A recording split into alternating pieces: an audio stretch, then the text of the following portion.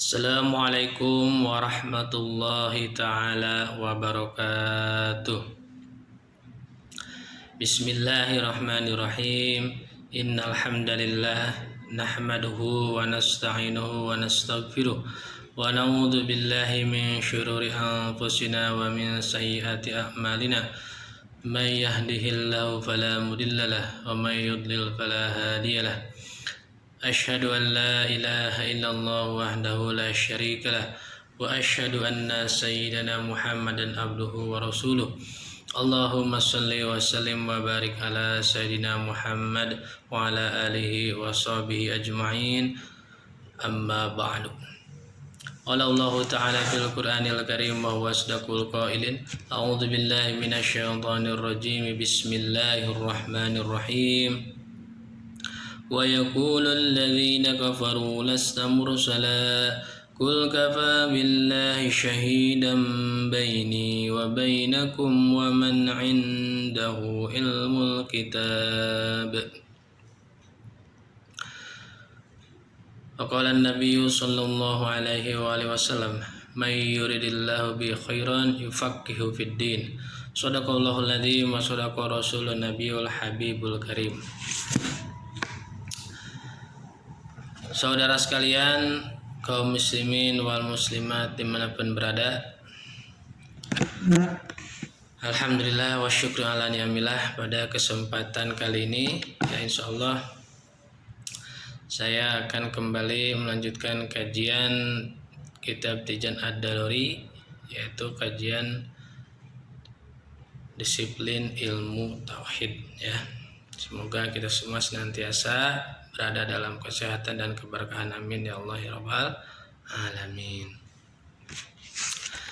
Baik saudara sekalian ya, sebelumnya sudah kita pelajari ya, sudah mulai memasuki atau membaca kitabnya ya, materi dalam kitabnya.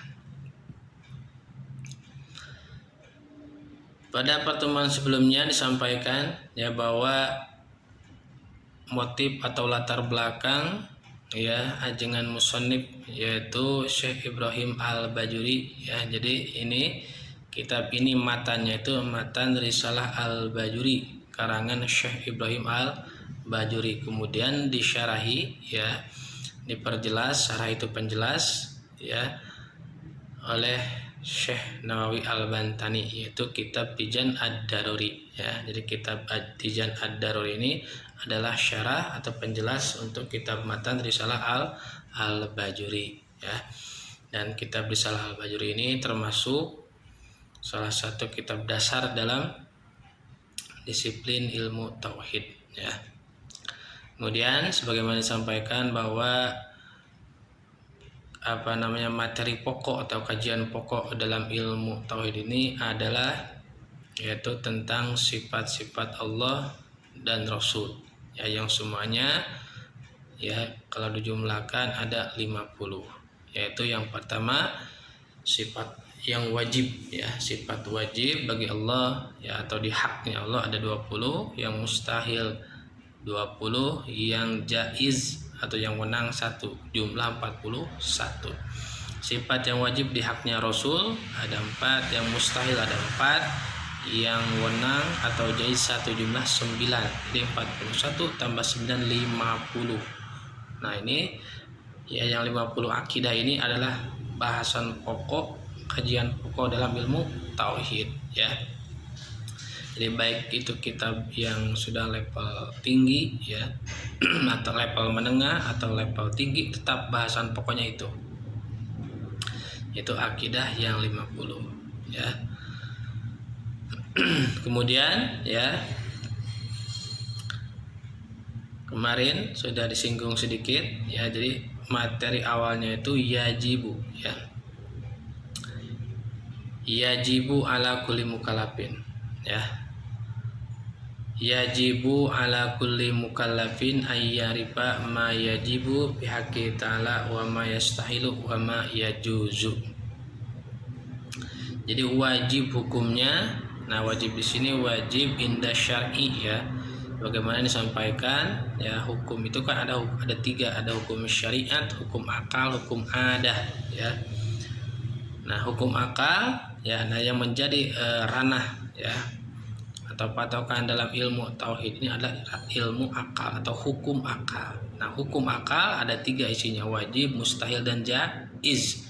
Kemudian hukum syariat isinya ada 5, wajib, sunnah, haram, makruh, mubah. Nah, di sini ada 2 wajib. Yajibu ala kulli mukallafin an ya'rifa ma yajibu. Nah, ada 2 wajib. Nah, yajibu yang pertama wajib di sini adalah wajib indah syar'i, menurut hukum syariat.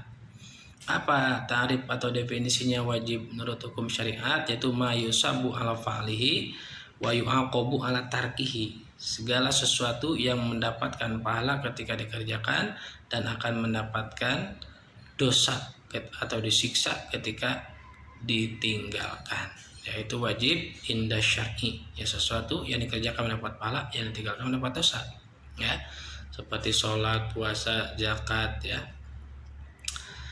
itu adalah hukumnya wajib indah syar'i. Maka ketika kita laksanakan kita akan mendapatkan pahala, dan ketika kita tinggalkan akan mendapat dosa. Yang kedua wajib indal akli, menurut hukum akal. Apa pengertiannya? Yaitu mala yatasawwaru fil akli adamuhu ya, segala sesuatu yang tidak tergambar atau akal tidak menerima ketiadaannya sesuatu tersebut. Jadi sesuatu yang akal tidak bisa menerima ketiadaannya ya, atau malayak balul aklu ya adamahu ya, sebagian redaksinya seperti itu.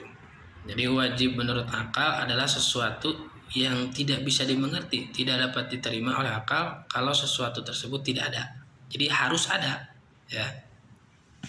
Itu namanya wajib indal akli atau menurut hukum akal. Contoh seperti ya, wajib menurut hukum akal seperti adanya rasa manis pada gula ya, adanya rasa manis pada gula. Nah, adanya rasa manis pada gula ini adalah wajib menurut hukum akal. Kenapa? Karena kalau rasa manis ini tidak ada ya, tidak ada rasa manis pada gula, itu akal tidak menerima ya. Akal tidak dapat menerima, tidak dapat mengerti kalau rasa manis itu tidak ada pada gula ya. Jadi harus ada. Makanya di sini rasa manis yang ada pada gula itu wajib menurut akal. Karena kalau tidak ada, akal tidak bisa menerima ya. Ma la yatasawwaru fil aqli adamu ya, sesuatu yang ketiadaannya tidak bisa diterima oleh akal. Itu wajib menurut akal. Yang kedua mustahil ya. Kita bahas dulu yang akalnya. Wajib, mustahil, jaiz ya. Yang kedua mustahil. Mustahil hukum akal itu pengertiannya apa? Yaitu kebalikan dari wajib. Ma la yatasawwaru fil aqli wujuduhu ya. Jadi segala sesuatu yang tidak dapat terima oleh akal adanya itu perkara ya. Atau ma la yaqbalul aqlu wujudahu ya, segala sesuatu yang keberadaannya tidak bisa dimengerti atau tidak bisa diterima oleh akal. Jadi harus tidak ada, kalau ada tidak dapat dimengerti ya. Seperti ya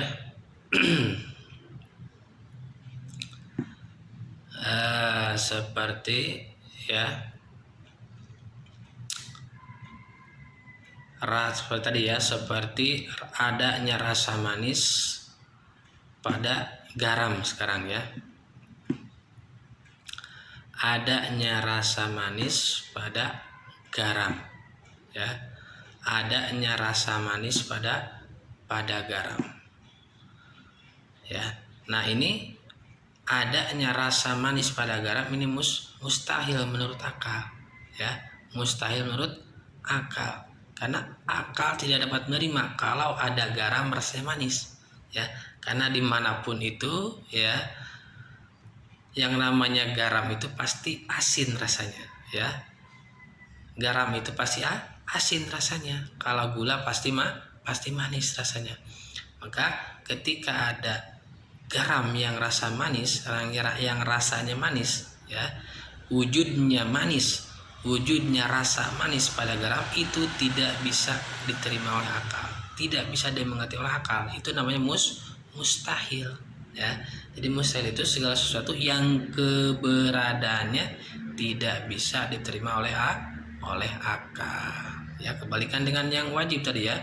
Kalau wajib adalah segala sesuatu yang ketiadaannya, ya, tidak bisa dimengerti oleh akal, begitu, ya. Rasa manis pada gula itu wajib menurut akal. Adanya rasa manis pada garam itu mustahil menurut akal, ya, begitu. Kemudian yang ketiga adalah jaiz, ya, jaiz. Yang ketiga adalah jaiz. Apa pengertian jaiz? Yaitu ma yatasawwaru fil aqli wujuduhu au adamuhu, atau ma yaqbal aqlu wujudahu au adamahu, ya. Jadi kalau jaiz mah, ya, segala sesuatu yang bisa dimengerti, dapat diterima oleh akal wujudnya atau adamnya. Jadi keberadaan atau ketiadaannya sesuatu tersebut itu bisa dimengerti oleh akal, ya. Jadi ada dan tiadanya sesuatu tersebut bisa diterima, bisa dimengerti oleh akal. Seperti, ya, adanya rasa manis pada air tawar, ya. Adanya rasa manis pada air tawar.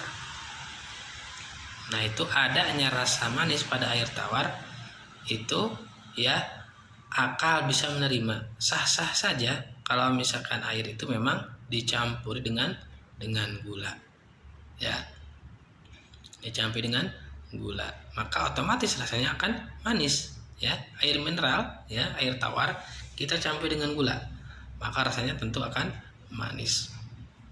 Atau adanya rasa asin pada air tawar, nah, ini juga bisa dimengerti oleh akal, ya, karena memang rasanya akan asin kalau dicampur dengan garam, begitu, ya.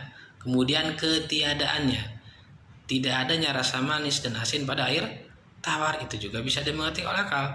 Kalau memang air tawar tersebut tidak dicampuri apapun, tidak terkontaminasi apapun, maka airnya akan tawar, tidak ada rasa manis, tidak ada rasa asin.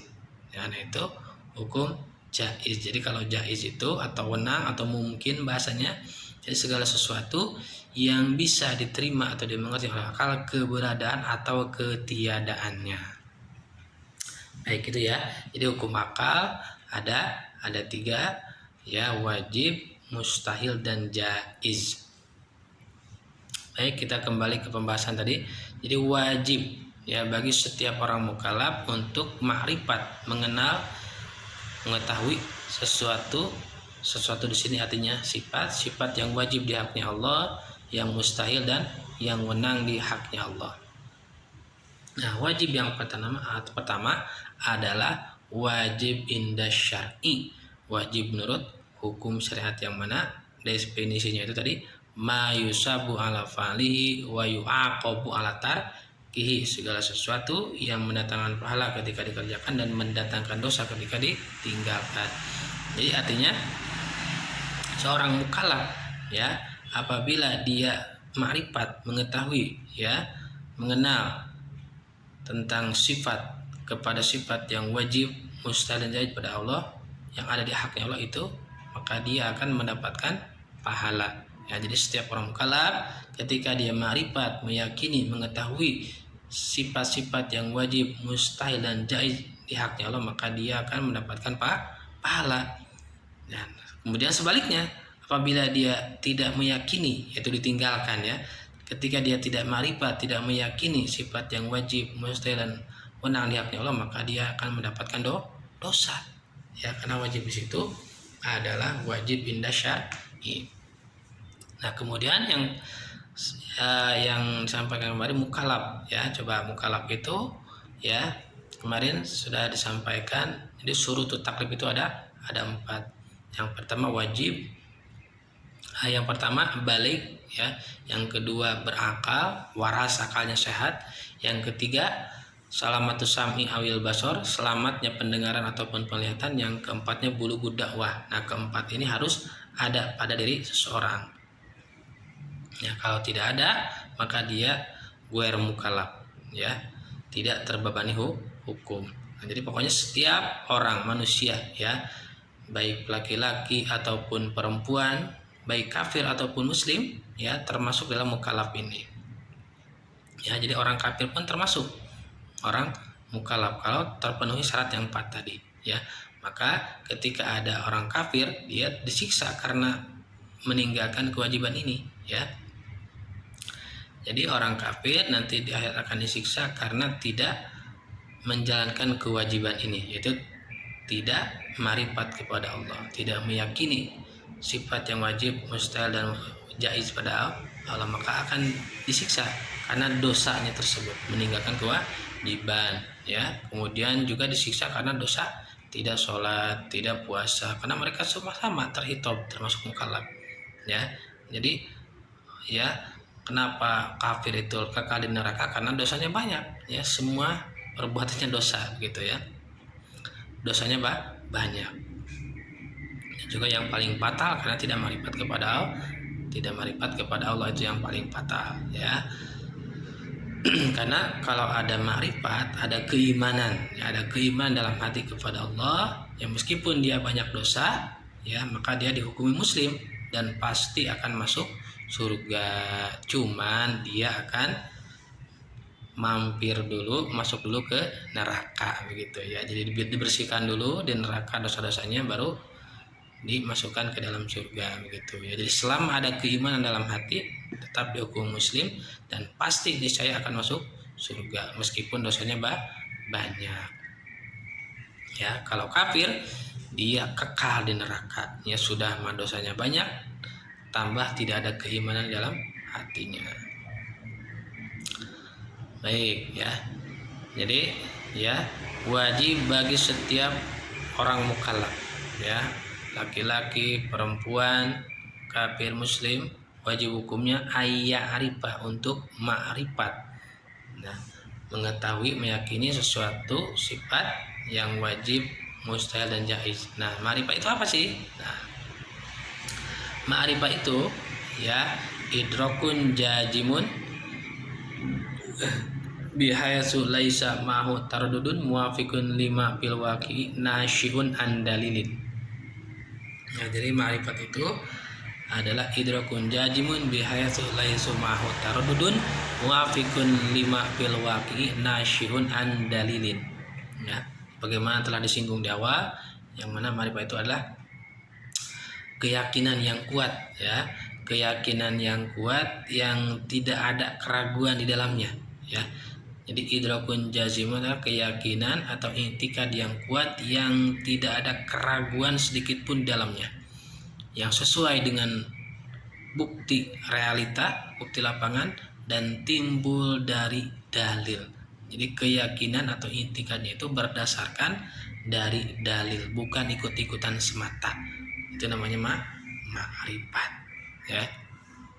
Jadi ya ulangi, ma'rifat itu ya keyakinan yang kuat yang tidak ada keraguan sama sekali dalamnya, yang sesuai dengan bukti realita dan timbul berdasarkan dalil.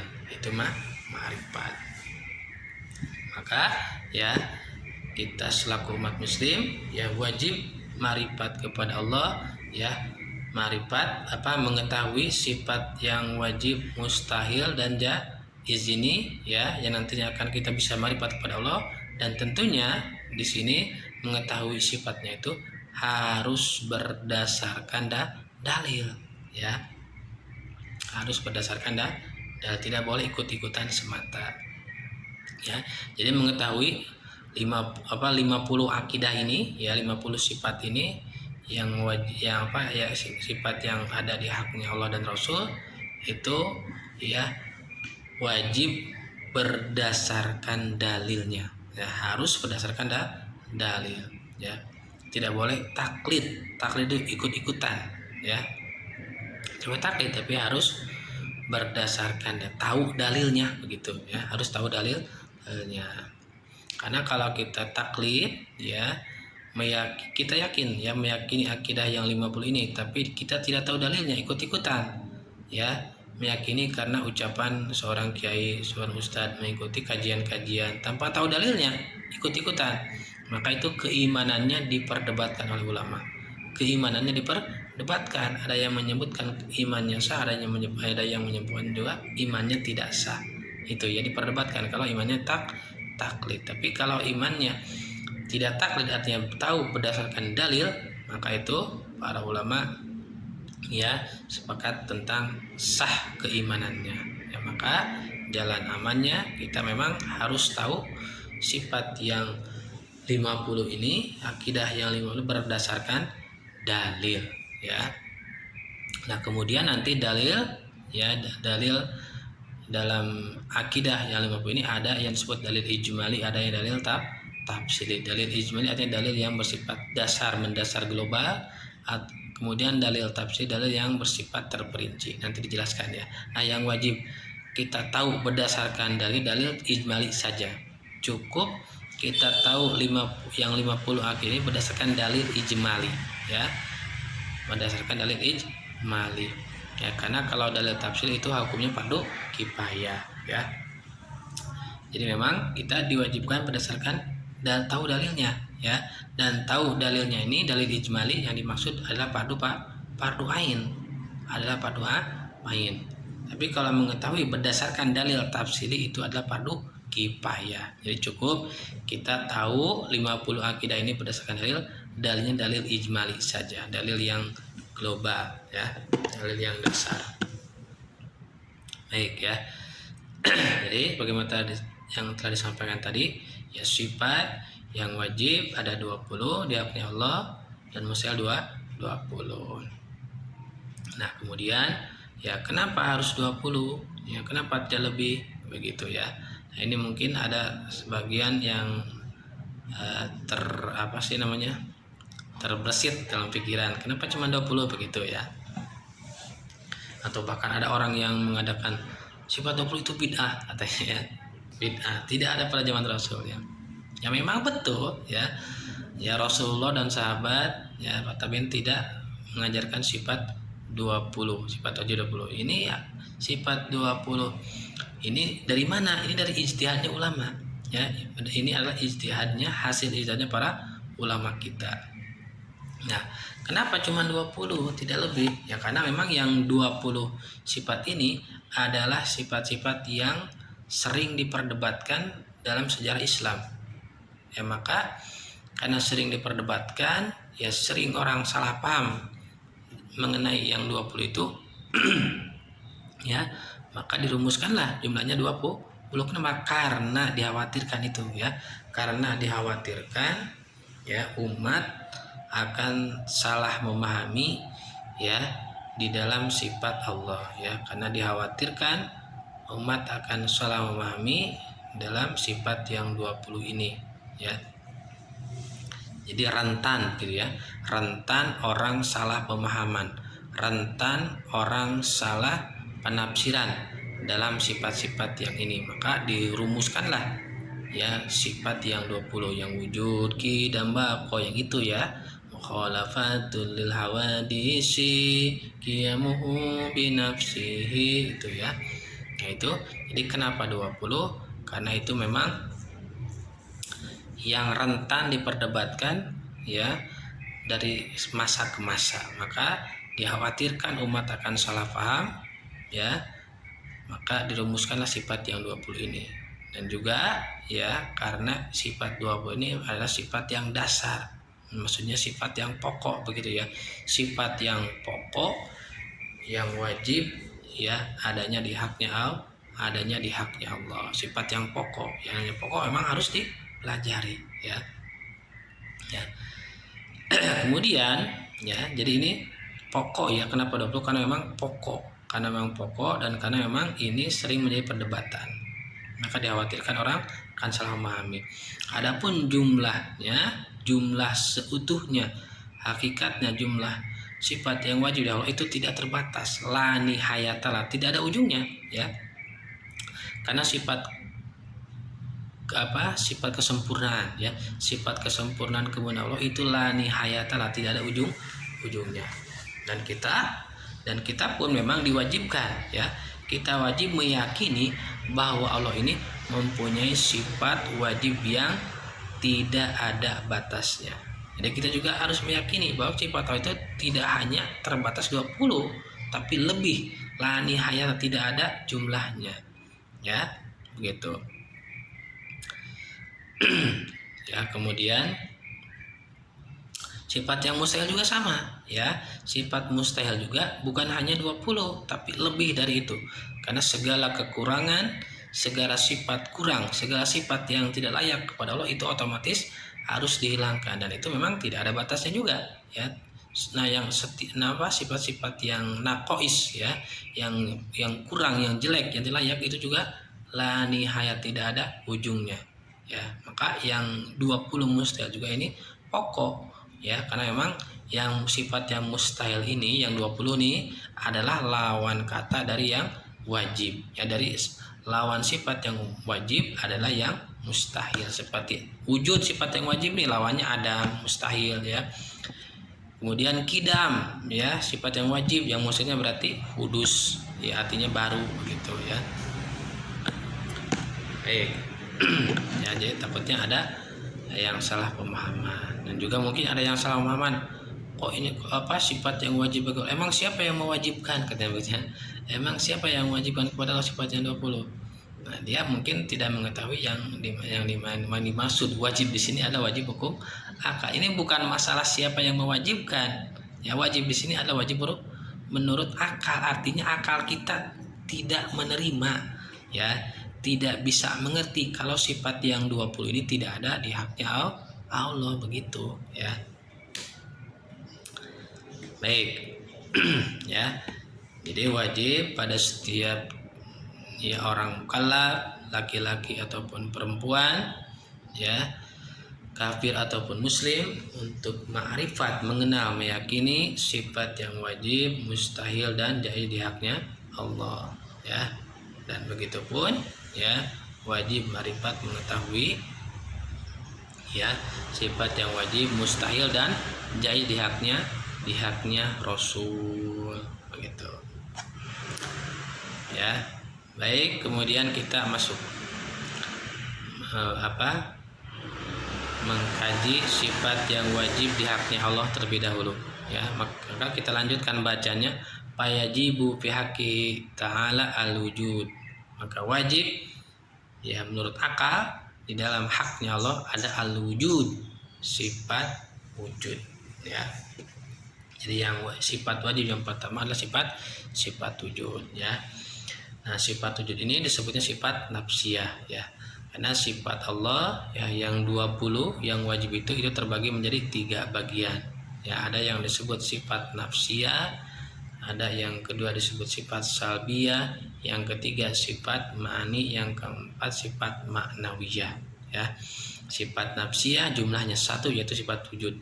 Sifat salbiyah jumlahnya 5, sifat ma'ani jumlahnya 7, sifat ma'nawiyah jumlahnya 7. Jadi jumlah semuanya ada 20, ya. Jadi yang 20 ini saya ulangi, ya, sifat 20 yang wajib di haknya Allah terbagi menjadi 4 bagian. Ya, ada yang disebut sifat nafsiyah, salbiyah, ma'ani dan ma'nawiyah, ya. Yang pertama ini wujud, ya, termasuknya sifat nafsiyah. Sifat nafsiyah itu adalah sifat dat, ya, sifat yang menunjukkan adanya dat Allah. Jadi sifat yang berhubungan dengan dat, ya. Jadi nafsiyah itu artinya subutiyah, ya, sifat yang tetap pada datnya Allah. Jadi berhubungan dengan dat, ya. Jadi sifat yang menunjukkan adanya dat Allah, duna maknan zaid, tidak ada makna yang lebih, ya. Jadi ketika kita meyakini bahwa Allah itu ada, maka cukup seperti itu, ya. Maka tidak boleh dikatakan wujudnya itu seperti apa, wujudnya bagaimana, Apakah sama dengan Allah punya tangan, punya telinga? Nah, tidak boleh dikatakan seperti itu. Ya, cukup Allah itu ada, ya. Duna maknan zaid. Apa? Tidak ada makna yang lebih, begitu ya. Jadi Allah itu wujud. Cukup kita meyakini bahwa Allah itu wujud, ada, begitu ya. Dan wujudnya Allah itu adalah wajibul wujud, ya. Karena kalau Allah tidak wujud, ya, akal kita tidak bisa menerima, ya. Kenapa? Karena adanya alam, karena adanya makhluk. Mustahil, tidak mungkin, ya. Ada makhluk, ada yang diciptakan, tapi tidak ada yang menciptanya. Siapa itu? Allah. Berarti Allah itu ada, begitu ya. Baik, insya Allah nanti kita perjelas lagi, ya, tentang sifat wujud berdasarkan dalilnya, ya. Untuk part kali ini kita cukup sekian, ya. Wallahu alam bisawab, semoga bermanfaat, ya. Kita tutup dengan doa kafaratul majelis. Subhanakallahumma wa bihamdika asyhadu an la ilaha illa anta astaghfiruka wa atubu ilaik. Sekian, mohon maaf bila ada kesalahan. Wassalamualaikum warahmatullahi wabarakatuh.